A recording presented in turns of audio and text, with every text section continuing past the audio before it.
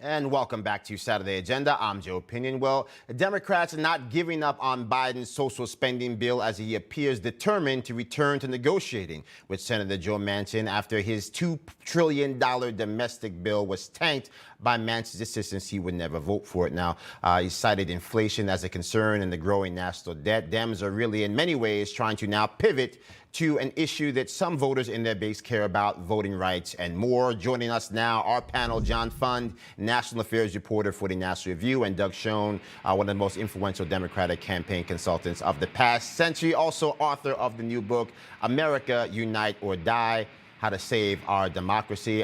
John, I'll start with you. President Biden, one of the oldest presidents ever elected at 78 years old. That alone left many to believe he was obviously going to be a one-term president. With the complete derailment of Build Back Better, is it fair to say that Biden has become a lame duck overnight before the clock has struck 1 on his 4 years in office? Well, the Washington Post interviewed 28 leading figures in the Democratic Party anonymously. They couldn't find one who believes that Joe Biden will be the Democratic nominee in 2024. I have to say, and it is a sad thing, this incident yesterday with President Biden having a conversation at NORAD on the Santa tracking line, and there was a very rude and obnoxious parent who came on and said, let's go Brandon.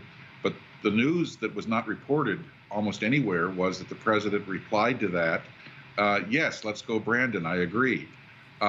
This is something that, frankly, the president needs to be asked about.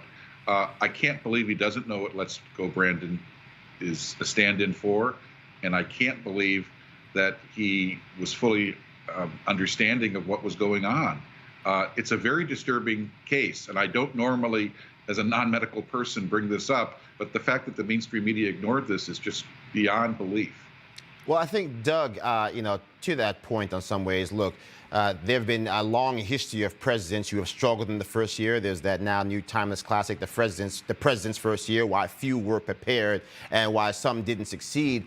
Look, if there was ever somebody who should have been prepared for their time in the Oval Office, it would be Joe Biden, someone who had an exorbitant amount of time in government, somebody who served as vice president of the United States for 8 years. So does John bring up a point here that in light of all that experience, now in light of the fact that he does have this failure of his signature agenda item, that he may be, number one, struggling to have any presidency, and number two, we have to start asking some tough questions about his fitness in office? Yeah, I think those are fair questions.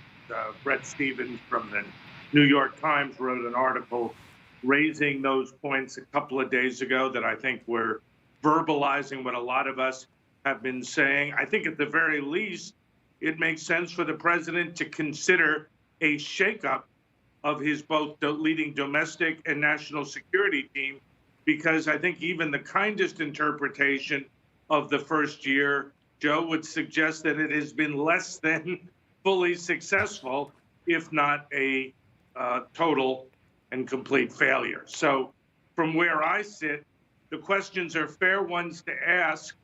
And I think the larger question is there a plan and a strategy going forward? An agenda are really questions the media, all media, have to ask as we approach and go through the whole holiday season. Absolutely. Doug, I want to stick with you here because I think to that point about questions that need to be asked, the question remains, why aren't people having a same level of accountability for this president? Where you're talking about Afghanistan, somehow the blame was laid at the feet of somebody else. If you're talking about the fact that we have the inflation run amok in the aftermath of us having too many dollars facing too few goods, somehow that was laid at the feet of somebody else. Issue by issue, it appears that there's a lack of accountability here. And now when you look at the signature issue, which is the only issue this president seems to poll above 50% on, his response to COVID, we've seen as if they have dropped the ball, fumbled the lead. They inherited the vaccines, and yet as far as looking to what came next, making sure we had enough tests, making sure that we had the infrastructure to make sure we were prepared for the inevitable evolution to a variant that was more transmissible, it appears they just simply were not prepared, and the results speak for themselves. Sadly, I wish I could disagree, Joe. I can't. They appear completely without a plan to deal with the Omicron variant, other than to hope, like in South Africa and perhaps England as well, it will pass quickly. But I think we all know people who sadly have been infected. The case count and the hospitalization numbers are going up exponentially.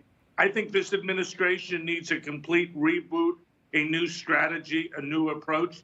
And I would say, indeed, and I suspect my good friend John Fund would agree, new people, a new staffing in the White House and in the National Security Council and at the highest levels of our government. John, give you the last word here. Got about 30 seconds. The reboot is the political issue. The human danger that we face right now, a lack of any plan to deal with this Omicron variant, a lack of any plan to really get GDP out of the toilet, hovering around 2%. How do we actually make sure that America gets back on track at a time when our position on the world stage to lead this 21st century is very much in question in light of what's happening in China and Russia and beyond? Well, I agree with Doug. The president's staff has to be the starting point.